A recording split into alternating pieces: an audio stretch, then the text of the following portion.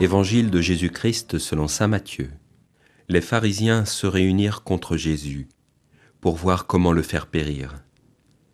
Jésus, l'ayant appris, quitta cet endroit.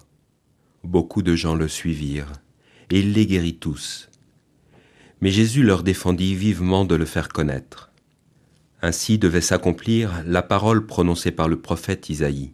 « Voici mon serviteur que j'ai choisi, mon bien-aimé en qui j'ai mis toute ma joie. Je ferai reposer sur lui mon esprit, aux nations il fera connaître le jugement. Il ne protestera pas, il ne criera pas, on n'entendra pas sa voix sur les places publiques. Il n'écrasera pas le roseau froissé, il n'éteindra pas la mèche qui faiblit, jusqu'à ce qu'il ait fait triompher le jugement.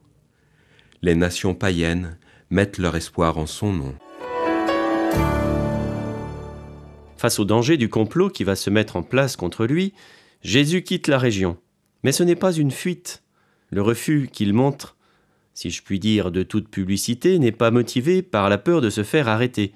Cela arrivera en son temps. Non, face au moment d'épreuve qui s'annonce, Jésus se réfère aux paroles d'Isaïe, il s'identifie au serviteur dont parle le prophète. Et quelle est la caractéristique fondamentale de ce serviteur ? Eh bien, c'est le refus total de toute violence face au mal, à la haine, au mépris et même face à la mort. C'est sur ce chemin que s'engage Jésus et invite tout disciple qui se dit de lui à s'engager. Souvenons-nous du refus de toute violence lorsque Pierre, au jardin des Oliviers, tirera son épée pour défendre son maître. Souvenons-nous du mutisme de Jésus lors de sa passion face aux injures et aux calomnies. Souvenons-nous même de son refus de s'imposer violemment comme Dieu, lorsque le larron se moquera de lui en lui disant de descendre de sa croix. Face au déchaînement de violence contre Jésus, celui-ci répondra par la miséricorde, la compassion, l'amour et la non-violence. Alors interrogeons-nous, nous qui sommes chrétiens, par exemple face à celles et ceux qui n'ont pas la même vision de la vie en société. Le respect dont nous aimerions pouvoir bénéficier ne s'impose pas, il s'acquiert. Bon nombre d'hommes et de femmes célèbres ou inconnus ont élevé la non-violence en règle de vie. Par exemple, face à la guerre, nous trouvons cette position dans les textes de l'Église.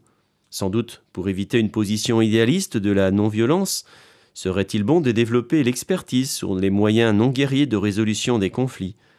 Ceci est également bien sûr valable au quotidien, dans la résolution de tous nos petits conflits, ou plus importants. Suivre Jésus sur ce chemin ne serait-il pas de favoriser des moyens de résolution pacifique ?